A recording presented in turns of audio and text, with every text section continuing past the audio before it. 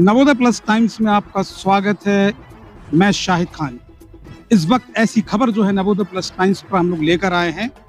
एक breaking news आपको बता दें कि पूरे प्रदेश में 75 जिलों में राष्ट्रीय ग्रामीण आजीविका मिशन के मिशन कर्मी फिर से आंदोलन करने के लिए बाध्य हो गए हैं।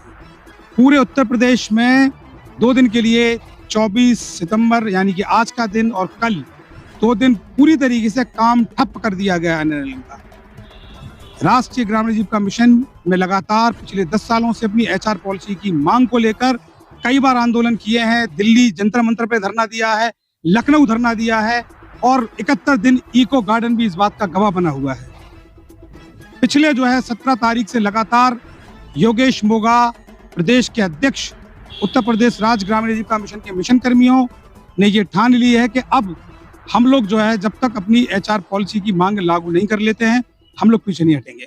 आपको ये बता दें कि ये लगातार स्क्रीन पे मेरे साथ में बगल में जो स्क्रीन पे आपको जिलों की जो फुटेज दिखाई दे रही है, फोटोग्राफ दिखाई दे रहे हैं। ज्ञापन देते में मुख्य विकास अधिकारी को, वहाँ के उपायुक्त स्वतः रोजगार डीसी को, ब्लॉकों में बीडीओ को लगातार सबको ज्ञापन दिए गए हैं और 19 तारीख से लगातार 17 तारीख से लगातार अभियान के तौर पर ज्ञापन दे दिए गए हैं और पूरे के पूरे 75 जनपदों से ज्ञापन जिले लेवल पर पहुंचते हुए संबोधित एमडी को पहुंचा दिया गया है। और एमडी के साथ साथ भारत सरकार, एसीएस, इसके अलावा विभिन्न जगहों पर उच्च अधिकारियों को अपने ज्ञापन की कॉपियां मेल की गई हैं, फोटोग्राफ्स मेल किए गए हैं। इसी कड़ी में आज हम लोग कानपुर नगर में खड़े हैं योगेश मोगा प्रदेश अध्यक्ष के आह्वान पर।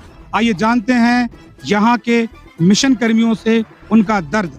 हमारे बीच में यहाँ के जो जिलाध्यक्ष हैं वो बैठे हुए हैं। जिलाध्यक्ष जी, क्या आवश्यकता पड़ी कि आप लोगों को फिर आप लोगों ने आंदोलन की राह पकड़ ली? विगत 10 वर्षों से हम लोग काम कर रहे हैं यहाँ पर राष्ट्रीय ग्रामीण आजीविका मिशन के अंतर्गत, और हमारे कुछ साथी हैं जो इनको 6 वर्ष भी हो गए, 5 वर्ष भी हो गए, लेकिन बार बार हमेशा एचआर पॉलिसी को लेकर के मिशन द्वारा आश्वासन ही दिया गया कि लागू करा दिया जाएगा, लेकिन अभी तक नहीं किया गया है। इसके पूर्व भी हम लोगों ने इस तरह की हड़ताल की थी जो कि सांकेतिक भी रही। उसके बाद में महीनों हड़ताल चली, आश्वासन दिया गया मिशन से, लेकिन अभी तक उस पर कोई कार्रवाई नहीं करी गई। वर्तमान की बात करें तो अभी भारत सरकार से अनुमोदित एचआर पॉलिसी जीबी से भी अनुमोदित हो गई, शासन से भी हो गया, वित्त विभाग से भी हो गया, लेकिन फिर भी मिशन उस पर बिल्कुल अपना रुख नहीं दिखा रहे हैं कि वो उसे लागू कर दें। इसीलिए मजबूरन हम लोगों को फिर प्रदेश अध्यक्ष श्री योगेश मोगा जी के निर्देशन में समस्त जनपद 2 दिन के सांकेतिक हड़ताल पर हैं। चलिए, बीच में मिशन कर्मियों में कुछ ब्लॉक मिशन प्रबंधक के रूप में यहाँ पर महिला शक्ति भी मौजूद है। आपको पता है नवरात्रि का पर्व लोग बाग मना रहे हैं। मातृ शक्ति की अगर हम बात करें तो यही दुर्गा है, यही देवी है, और एक रूप में यहाँ आज अपना दर्द लेके यहाँ बैठी हुई उनसे बात कराते हैं। प्रेमिका जी, क्या कहना चाहेंगे? हम लोगों की एचआर पॉलिसी लागू किया जाए और जो पुरानी लंबित हमारी रुकी हुई मानदेय है उसको वापस भेजा जाए। आप तो अपने बच्चे को भी लेके आई हैं? हाँ, मैं बच्चे को ही लेकर ड्यूटी करती हूँ। तो आज आंदोलन की राह भी आपका बेटा देख रहा है? जी। देखिए, लगातार आपको बता दें कि नवोदय प्लस टाइम्स पे आपको अन्य जनपदों की भी अपडेट आपको देते रहेंगे और आपको बताते रहेंगे कि लगातार अब आंदोलन किस मुकाम पर पहुंच रहा है। जैसा कि आपको बताया कि प्रदेश व्यापी हड़ताल उत्तर प्रदेश राज्य ग्रामीण आजीविका मिशन में इस वक्त चल रही है और 2 दिन लगातार आंदोलन की राह मिशन कर्मियों ने ले ली है। इस मौके पर प्रदेश अध्यक्ष योगेश मोगा भी आप लोगों से रूबरू हो रहे हैं और आपको बता रहे हैं कि आखिर इनको क्यों आंदोलन की राह पुनः लेनी पड़ी, 2 दिन का कार्य बहिष्कार क्यों करना पड़ा। आइए जानते हैं सीधे तौर पर योगेश मोगा से। मैं योगेश मोगा, उत्तर प्रदेश आजीविका कमेटी का प्रदेश अध्यक्ष। हमारा संगठन उत्तर प्रदेश राज्य ग्रामीण आजीविका मिशन में कार्यरत समस्त 75 जनपदों के कर्मियों का प्रतिनिधित्व करता है और उत्तर प्रदेश राज्य आजीविका मिशन के अंतर्गत 75 जनपदों में लगभग 7,94,000 स्वयं सहायता समूह और 1 करोड़ महिलाओं को आजीविका से जोड़ते हुए उनके परिवारों को आर्थिक रूप से उन्नत करने के और ये जो लखपति दीदी कार्यक्रम या इसी तरह से सफल क्रियान्वयन में लगा हुआ है। लेकिन उसमें जो काम करने वाले 3300 कर्मचारी थे, उनमें से भी मात्र 2500 बचे हैं। मिशन के द्वारा जो उनकी HR पॉलिसी है वो 12 वर्षों से लागू है, लेकिन उसके लाभ कर्मियों को नहीं दिए जा रहे हैं। लगातार नई GB के द्वारा उनमें अपडेशन किया जाता है, लेकिन अपडेशन करने के बाद उसको वही रख दिया जाता है। हाल में 21वीं गवर्निंग बॉडी की बैठक के द्वारा भारत सरकार के अनुमोदन से उनका पहली बार सैलरी बढ़ोतरी की गई, जबकि वो पहले से 12 साल से उसी वेतन पे काम कर रहे थे। इस वेतन वृद्धि को भी मिशन ने पूर्व की तरह दबा के रखा हुआ है। भारत सरकार ने अपने पत्र द्वारा बिल्कुल क्लियर इंस्ट्रक्शन दी थी कि 31 दिसंबर 2024 से या फिर एनुअल एक्शन प्लान के लागू करना, जो कि जनवरी-फरवरी में होगा, तब से उस वेतन वृद्धि का लाभ और या HR पॉलिसी के लाभ कर्मियों को दिए जाएं। लेकिन मिशन इस पे भी मनमानी करते हुए उसकी डेट प्रस्तावित नहीं की। अभी भी फाइल को सिर्फ ये करके कि हम इसके लिए डेट शासन से प्राप्त करेंगे, तो ये कर्मियों के साथ गलत कृत्य है। इसी के साथ कर्मियों को अन्य विषयों में भी परेशान का सामना करना पड़ रहा है।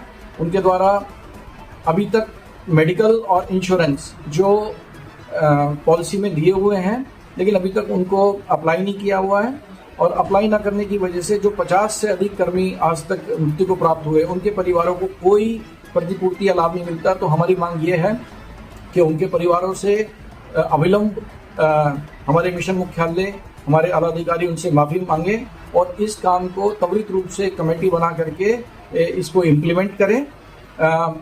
हमारे उत्तर प्रदेश राज्य ग्रामीण आजीविका मिशन में 10,150 लोगों की भर्ती होनी थी, लेकिन मिशन लगातार इसको रोके हुए हैं और आज स्थिति ये है कि 2500 लोगों से ही 4 गुना लोगों का काम ले रहे हैं।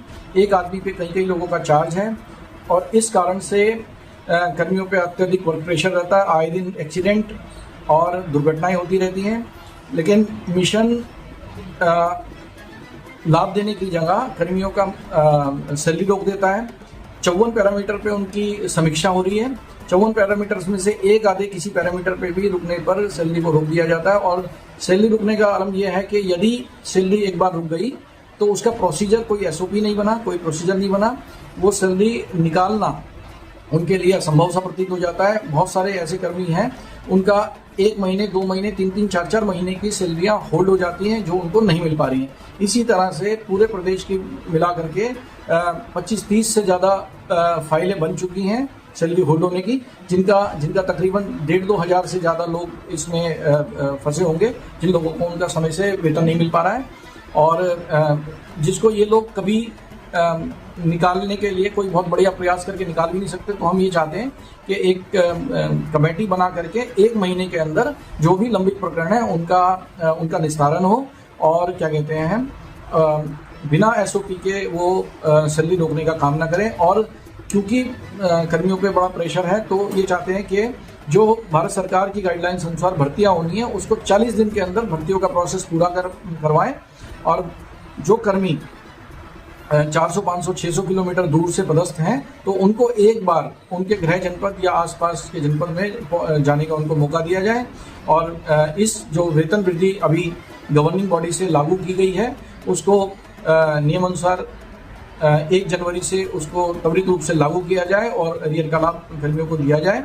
और जो भी ये मिशन द्वारा चीज़ों का संज्ञान नहीं ले पा रहे हैं, इसलिए मजबूर होकर के हमने 1 सप्ताह पहले मिशन को सूचित कर दिया था कि यदि 1 सप्ताह के अंदर हमारे इन जायज़ मांगों को जो भारत सरकार की पॉलिसी से निकली हैं, यदि आप उसको लागू नहीं करते हैं तो मजबूरीवश हमें कार्य बहिष्कार पर जाना पड़ेगा। उस सूचना के आधार पर हमने 24 और 25 सितंबर 2025 को 2 दिन का सांकेतिक कार्य बहिष्कार करने की सूचना मिशन मुख्यालय को दी थी। आज उसी क्रम में हमारे द्वारा दिनांक 24 तारीख को पूरे प्रदेश भर में समस्त जनपदों द्वारा कार्य बहिष्कार किया गया है और कार्य बहिष्कार पूर्ण रूप से सफल रहा। किसी भी कर्मी ने जनपद या ब्लॉक में कोई कार्य नहीं किया गया है। इस चीज़ को करते हुए हमें भी बहुत दुख होता है, लेकिन हमारे सामने मजबूरी है कि मिशन मुख्यालय द्वारा हमारी सुध नहीं ली जा रही, उस पर कोई बातचीत हमसे नहीं की गई और मजबूरी में जो ये कार्य बहिष्कार हुआ, इससे क्या कहते हैं, योजनाओं का भी नुकसान होता है, लोगों का भी नुकसान होता है।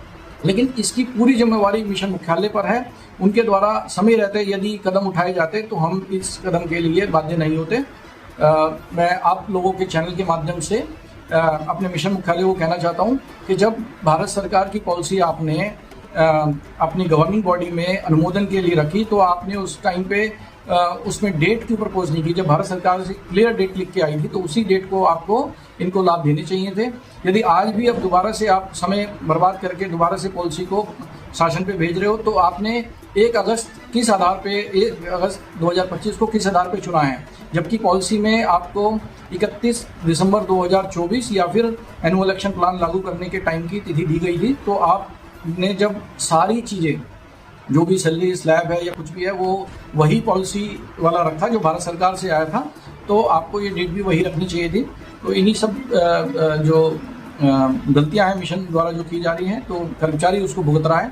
तो आप लोगों से हमारी अपेक्षा है कि मिशन मुख्यालय से भी इस पे जवाब पूछा जाए, किसी की जिम्मेवारी तय की जाए और ताकि भविष्य में योजना सफल रूप से चल पाए और कर्मी और मिशन दोनों ही उन्नत पोजीशन में हो। धन्यवाद।